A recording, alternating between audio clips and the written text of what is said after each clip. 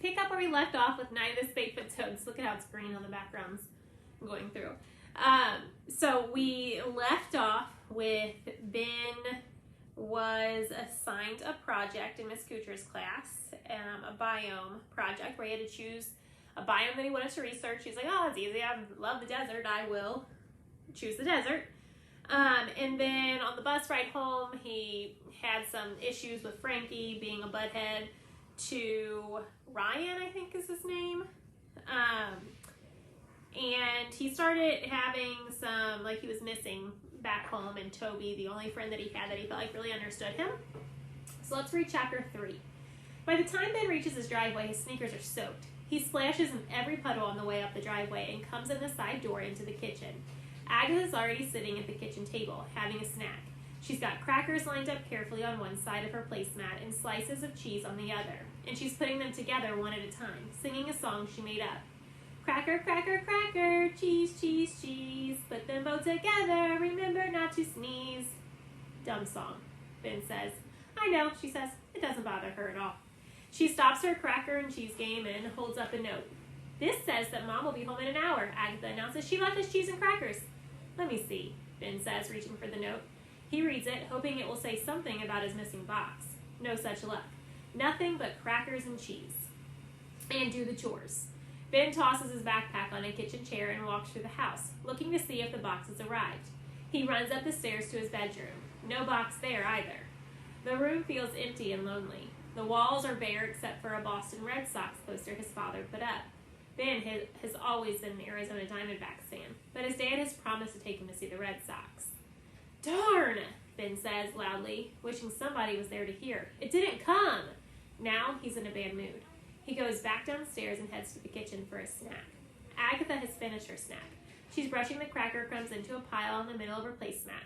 Want to play a game? She asks. No, Ben says. He doesn't feel like any kind of game. Where's the rest of the crackers and cheese? I ate them. I thought you didn't want any because you went upstairs. Ben groans and opens a cabinet door. He pulls out a box of cereal and pours some out in his hand, then wolfs it down dry. Want to watch TV? We're not supposed to on school days, Ben says. You know that. Want to draw pictures? No. Want to say no all the time? Agatha's just trying to be annoying. She has radar that tells her exactly how to annoy her older brother. What I want is for you to be quiet for once, he says. I can't. It's impossible. I have to breathe, and breathing makes sound, so I can't be quiet. Maybe you should stop breathing. Maybe you're a grouch, Agatha says. Because you're a pest, Ben shouts. He looks out the window.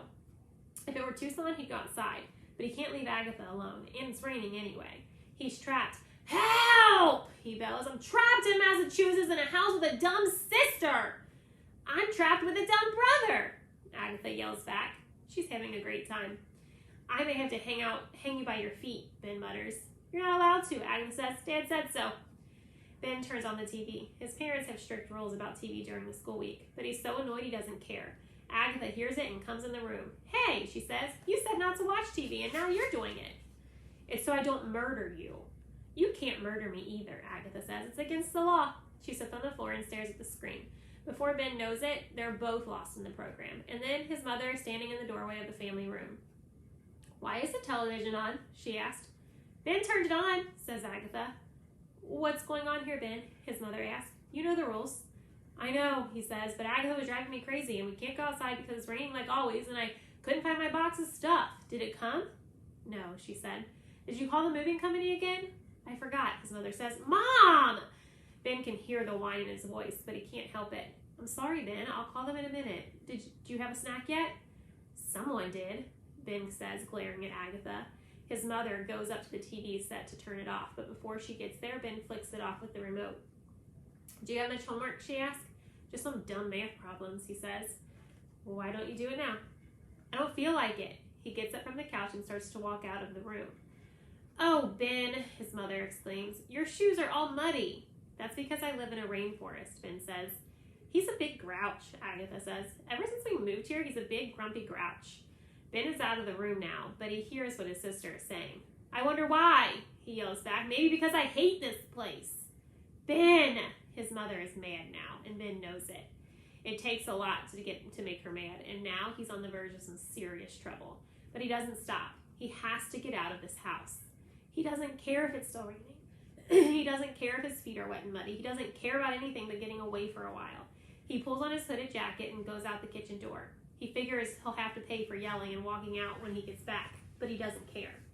The rain splatters on the hood of his jacket as he circles around the back of the house and stands there looking across the yard.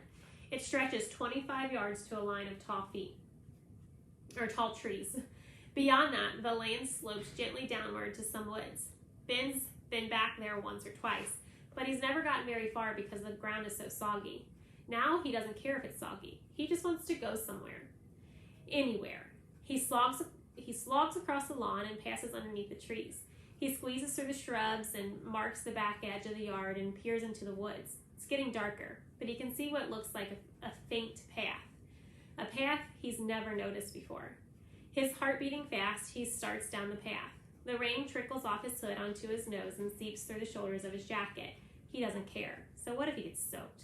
He walks slowly, willing himself to calm down and stay quiet. After a few yards, his heartbeat returns to a normal pace and his mind stops racing quite so much. Then he stops. Did he hear something? He stands still and listens. It wasn't the rain hitting the branches overhead, or the sound of his feet scuffing the wet ground, or even his breathing. The faint noise begins again. It sounds like something calling, something living. A little shudder runs down Ben's spine, but he follows the path, moving farther away from the house. He has to fight his way through the underbrush, and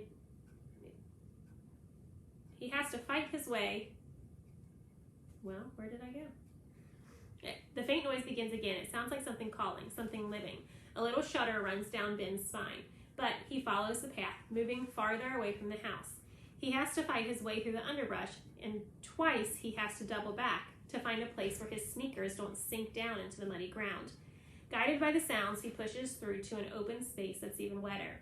Thin trees stand lone and bare in several shallow pools, where the raindrops are making circles upon circles on the surface. Here and there, he sees green clumps of moss, but otherwise, everything is brown and gray. Ben stands still. It's now completely silent again. He likes being out here by himself. It's not the desert, but he's alone and outside. He doesn't mind the rain. His feet are cold and wet, but they'll get dry again. Ben listens. He shivers a little, wondering how long he can stay outside and what he'll say when he gets back to the house. It's getting darker. Then he hears it. One silvery whistle. A chirp. A peep. Ben listens harder. It's not a bird. It sounds again. And then, very close to him, another one sounds. He turns to look, but can't see anything. The noise seems to be coming from a clump of dead grass sticking out of the marsh. It's a clear, bell-like chirp, rising in pitch. It seems out of place in this dull, gray landscape. Then, something moves at his feet. Ben almost jumps out of his skin, but when he looks down, he can't see anything. A tingle goes up the back of his neck. Maybe it's a snake.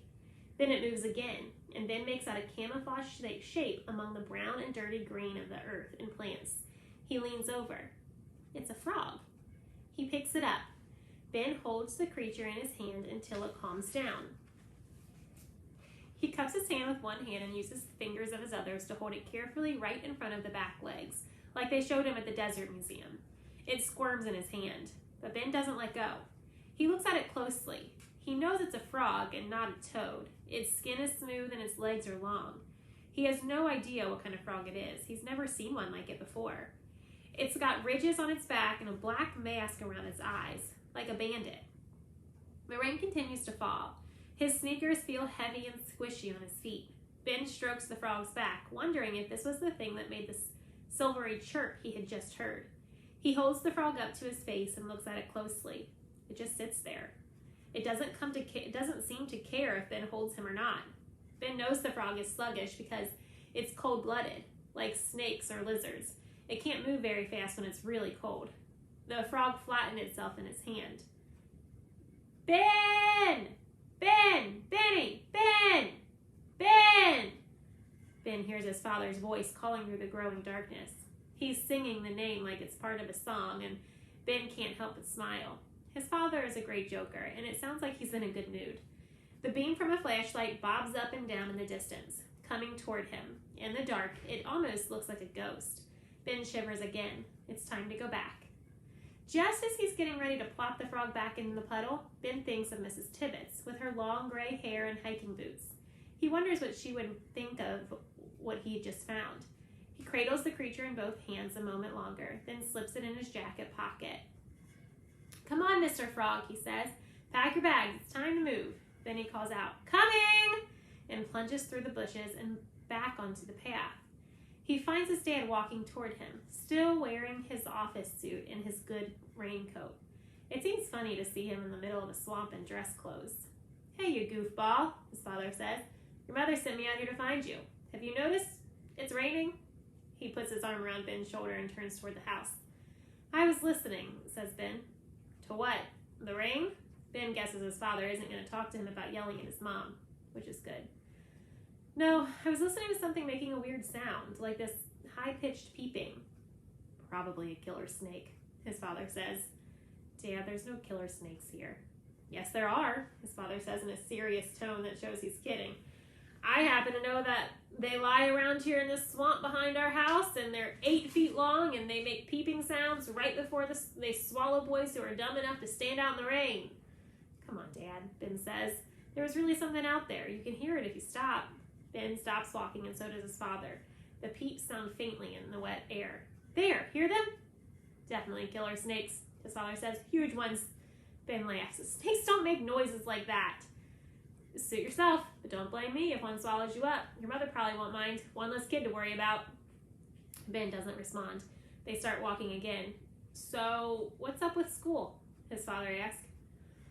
"Oh, it's okay," Ben says. He puts his hand on the outside of his coat pocket and feels the shape of the frog inside. "Just okay? Huh?" Ben doesn't want to talk about school. "Dad, what if you don't like your job here?" "Well, the good news is I like it a lot." "But what if you didn't? Or it didn't work out just right? Would we move back to Tucson?" "No." "How come?" "Because I hate backing." "Really? How come?" "Ben, pal, this is our home now. We're staying here." His father pulls Ben close as they come in the backyard, but Ben slips out of the hug. He doesn't want to be close. Not if they have to stay here. While everyone else is getting ready for dinner, Ben goes out in the garage and hunts around until he finds a small plastic bucket.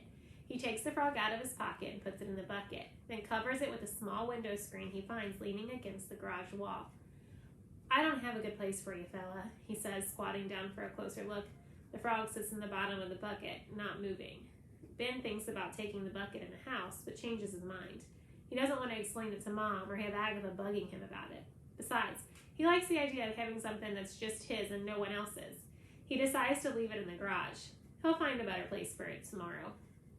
"At least it's warmer here than outside," he says to the frog, which doesn't seem to care where it is. Ben turns off the garage lights and goes inside. After dinner, Ben goes into his bedroom to do his homework. He's barely sat down when the phone rings. "I'll get it," Ben yells, almost knocking his chair over in his hurry to get to the phone. He grabs the receiver away just as Agatha picks up. "Hey, no fair," she whines, but Ben's already got the phone to his ear. He covers the mouthpiece. "Life's not fair," he says. She sticks out her tongue, and Ben sneaks into the phone. "Hello?" "Hey, Snake Man," says a voice on the other end. Ben laughs. "Toby!" "Wrong, Snake Man. This is Lizard Man." Toby is talking in a creepy, croaky voice that cracks Ben up. It makes him more homesick than ever. "Hi, Toby. How's Lenny?" Ben asks. "He's fine, eating stink bugs and sleeping. How's everything in Massachusetts?" "It stinks worse than the bugs. It's cold and wet, and the kids here are idiots." "Wow, that's too bad."